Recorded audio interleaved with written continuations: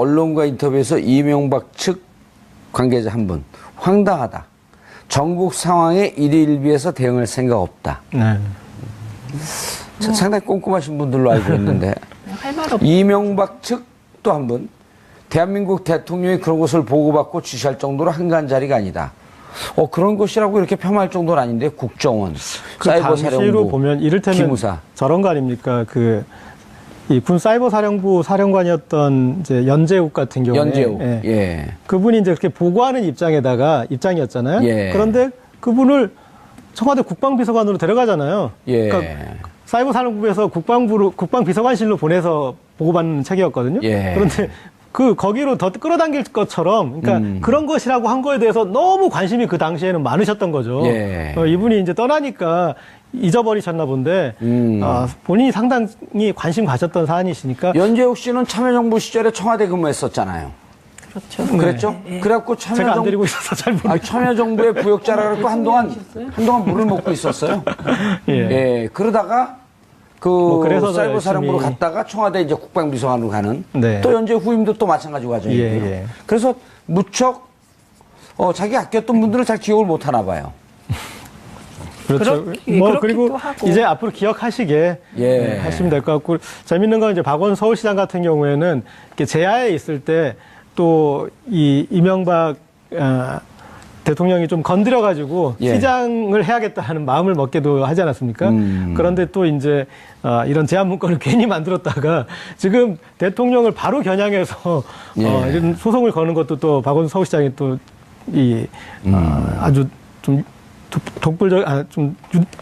독자적인 그런 예. 경우인데, 그거 좀 박원순 재밌는 시장은 이게 같습니다. 웬캔가 언론 정치적으로 좀 이름을 또 알려야 되겠다. 당하신 게 있는데 좀 이렇게 이 정도는 하실 수 있어야죠. 긍정적으로 봐줘야 될까요? 예. 책임을 물어야죠. 책임 그리고 물어야죠. 이제 이런 걸 보고 자기 정치를 한다고 하지만 저는 자기 정치를 잘하고 있는 케이스로 봅니다. 그다음에 이 이명박 대통령 측의 답변 있잖아요. 예. 그 답변을 한마디로 얘기하면 동문서답이다, 이렇게 얘기할 수 있습니다. 유체이탈 화법. 그렇죠. 그러니까 구체적으로 하나하나에 대해서 이게 사실에 가까움으로 대응할 수 없기 때문에 나오는 태도입니다. 예. 황당하다, 내용이 없잖아요. 그렇죠. 역으로 예. 겁을 먹었다고도 볼 수 있을 것 같습니다. 그렇게 볼 수 있습니다. 대통령 측이 떠났다고 뭐 마음대로 이렇게 농단하는 듯한. 예. 근데 지금은 그렇게 기꺼이 농단해도 기꺼이 받아들일 수밖에 없는. 그렇죠? 네. 똑같은 평민들인데. 예. 예. 국회의원도 떨어지고 정치도 못하고. 한 번 국회의원은 영원히 국회의원입니다. 그렇죠.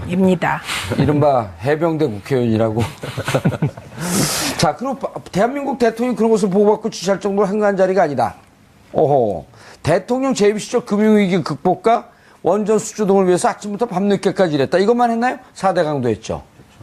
그렇죠. 자원외교도 했죠. 자원외교 다 사기. 그다음 방위산업에도 관계돼 있죠. 사자방. 그것도 좀 나와야 될 것 같은데요. 조사하면 줄줄이 나올 것으로 보입니다. 예. 관련된 부분들이 나올 것으로 보이고, 이게 아까 말씀 주셨지만 두려움의 방지인 것 같기도 하고요. 모든 사람들이 조사받기 전에 의향을 물어보면 다 이런 발언들 보입니다. 아무렇지도 않은데. 고소고발이 빗발친 이제 이명박 대통령 포토라인에 쓰냐, 검찰 조사 받냐, 그게 관건 아니에요? 사실상 검찰의 그 좌표에는 이명박 대통령이 들어가 있을 걸로 보입니다. 왜냐하면 실제로 그 밑에 있는 원세훈 국정원장이라든지 민병주 심리전 단장에 대한 구속영장이 지금 발부된 상태이기 때문에, 이런 정도면 이명박 그 대통령에 관련돼서, 이명박 전 대통령에 관련돼서 좌표에 당연히 들어가 있고요. 관련해서 어느 정도까지 조사라고 부를 건지 그런 부분만 아마 고민하고 있을 걸로 보입니다. 검찰의 좌표 들어가 있다. 근데 서면 조사 이런 거 하나요? 근데 서면 조사를 하기에는 너무나도 양이 방대해서 그 정도까지 예우를 갖춰주지는 않을 것으로 보입니다. 서면 조사할 가능성도 있다고요?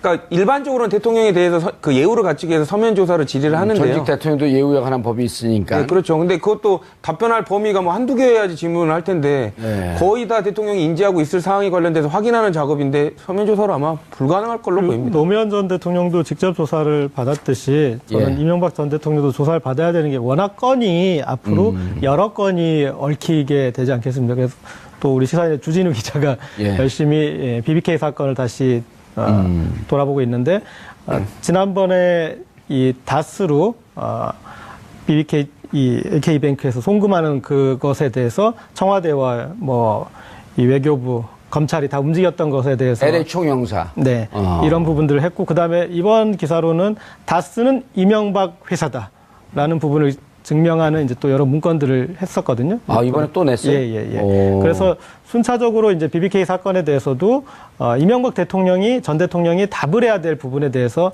논점들이 형성되고 있으니까 예. 그래서 한 번에 그냥 오셔가지고 예. 이게 아싸라게 한번 조사 받으셔야죠. 다스가 이상득, 김재경 두 분의 회사가 아니고 이상은 예.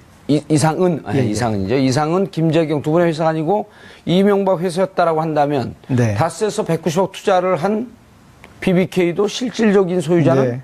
이명박 전 대통령이었다. 그렇습니다. 이런 공식이 성립되는데요. 네. 저희가 그래서 다스는 이명박 회사 여기서 물음표를 느낌표로 바꾸는 보도를 했습니다. 주진우 기자는 그거밖에 그 뒤엔 뭐 다른 건 추지 않아요. 그냥 저기 이명박 바라기로 아, 이명박 바라기. 예. 박바라 이명박 바라기. 저것도 자꾸만 전화 왔고 아주 힘들어 죽겠어요.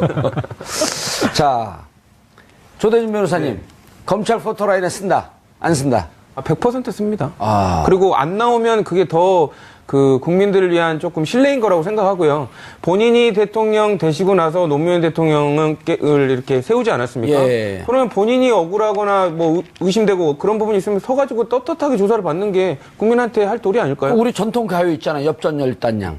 안 나오면 쳐들어간다. 아니, 그렇죠. 엽전열단양. 방문을 해서라도 조사해야 된다고. 예. 아니, 방문하고 모시고 와야죠. 그렇죠. 예. 최민희 의원님, 네. 이게 정치적 보복이다. 이렇게 볼 수 있나요? 이렇게 증거들이 차고도 넘치는데?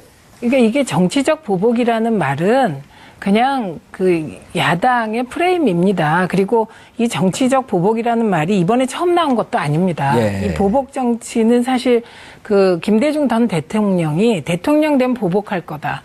이 얘기를 정말 가장 많이 듣고 그로 인해서 많은 피해를 보신 분이에요. 예. 그런데 이제 보통 정치적 보복이다. 그리고 이게 정치 쟁점화 시켜서 뭔가 얻을 게 있을 때 하는 것이죠. 예. 근데 이번 건은 증거가 차고 넘치는데 이 차고 넘치는 증거를 놓고 정치 보복이다 하면 이 프레임은 통하기가 어려울 것으로 보고요. 예. 그리고 이제 이게 정치 쟁점화 되면 이게 물타기가 되잖아요. 그리고 이제 언론이 동원되고 일부 예. 언론이 그렇게 되지만 이번 건은 피해받은 사람들이 있고요.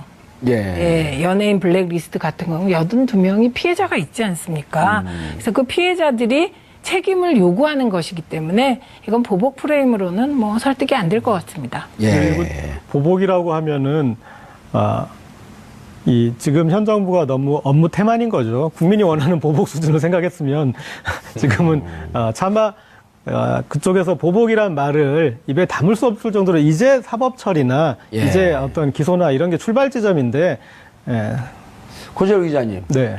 그 국정원 TF팀이 설정했던 13개 과제 중에는 노무현 대통령 논두렁 시계도 아직 들추지도 않았어요. 예. 도대체 누가 그 얘기를 흘렸는지. 그리고 그때 당시에 누구죠? 우병우 이인규 당시 중앙지검장이었었죠? 중수부장이 뭐라 그랬냐면 이후에 얼마 전에 인터뷰할 때 네. 2015년인가요? 국정원에서 흘러나온 것 같다? 그럼 누가 이 얘기를 언론에 흘려서 실체가 있었는지 없었는지 지금 이게 이른바 보수진영이나 현재 야당 지지자들 중에는 실제 그 시계의 스토리를 사실을 믿는 사람들이 꽤 많아요. 네. 그럼 그 실체가 있었는지 그거 조사해야 되는 거 아닌가요? 네. 그러니까 전직 대통령 죽이기를 죽이기랑 이제 여론으로서 죽이기를 또 시도한 그런 공작이었지 않습니까? 그렇죠. 그러니까 공작의 차원에서 접근을 해야 되는 거죠. 최민희 의원님, 김명수 대법원장. 네. 지금 야권 목숨 걸고 맡겠다. 그 다음에 이제 국민의당은 자율투표하겠다. 이번에 만약 김명수 지금 할 일이 법원이 이렇게 할 일들이 많은데 이제 재판 다 넘어갈 거 아니에요? 근데 수장이 없어? 만약에 김명수 대법원장이 임명 논의안이 부결된다면? 그럼 24일이 양승태 대법원장이 이제 임기잖아요. 예. 그런데 24일 이전까지 이게 국회에서 의결이 안 되고 만약에 표결에서 실패하면 낙마하게 되는 것이죠. 예, 지금 속보 떴던 게 21일 김명수 임명 동의안 처리 원포인트 본회의 합의. 네. 만약에 저게 부결되면 국회에 있을 필요 없는 거 아닌가요? 저는 20대 국민들이 국회? 상당히 분노하실 것 같습니다. 네. 그리고 김명수 대법원장 내정자는 청문회를 보니 정말 괜찮은 아무 문제가 없었잖아요. 아무 문제가 없었습니다. 그런데 단지 정치적으로 문재인 정부 흔들기를 목표로 부결시킨다면 저는 국민들의 촛불이 국회를 향하지 않을까 이렇게 생각하고요. 네. 그리고 무엇보다 그 사실을 국회의원들이 잘 알고 있기 때문에 네. 그래도 가까스로 통과되지 않을까. 그리고 통과시켜 달라 이렇게 국민의 입장에서 요청드립니다. 예, 만약 안 되면 저 국회 해산법이 있나요, 대한민국에? 그거는 이제 여당 의원들이 총사퇴를 하면 자동적으로 해산되고 조기 총선에 들어가는 것인데요. 예. 예, 그런 불행한 상황을 다 막고 싶을 것 같습니다. 근데 지금 같은 국회의원 선거 다시 해야 되는 거 아니에요? 이렇게 훌륭한 분이 아직도 국회를 못 들어가 계신데. 예? 그 조대진 변호사는 국회 들어가서 이번에 이상한 그 변호사 빠치다 보니까. 아니, 그 의원들이, 여당 의원이 총사퇴하면, 국회가 해산이 되는 건가요? 그게 예. 그 국회는 이제 3분의 2 의결 정족수가 있습니다. 아, 그런 그러니까 법안이 있죠? 네, 그래서 그 3분의 2가 정원 3분의 2가 안 되면 예. 그 국회를 운영할 수 200명이 안 되면. 없게 되죠. 예. 국회 성립이 안 되게 돼서 성립이? 다시 해야 됩니다. 아, 그럼 다시 선거를 해야 네, 네, 그렇습니다. 길이 있네요. 네, 네. 김명수 임명동의안을 임명수라 그랬네요. 김명수 대법원장 임명동의안 처리하지 않으면 국민이 할 수 있는 방법이 있다. 알겠습니다. 대선이 끝나면 정치 이슈가 좀 사라질 줄 알았더니 댓글로 올해 2017년을 장식하는 것 같습니다. 댓글의 정점에 누가 있는지 우리 시청자분들은 정확히 알고 있습니다. 검찰도 알고 있습니다. 본인도 알고 있습니다. 그런데 본인은 눈을 감고 있습니다. 눈을 감고 있다고 할지라도 이 상황이 그대로 지나갈 수는 없습니다. 칼끝이 향하는 곳, 그것이 어디라고 하는 것, 우리가 말씀드리지 않아도 시청자분들께서 정확히 하시리라고 생각됩니다.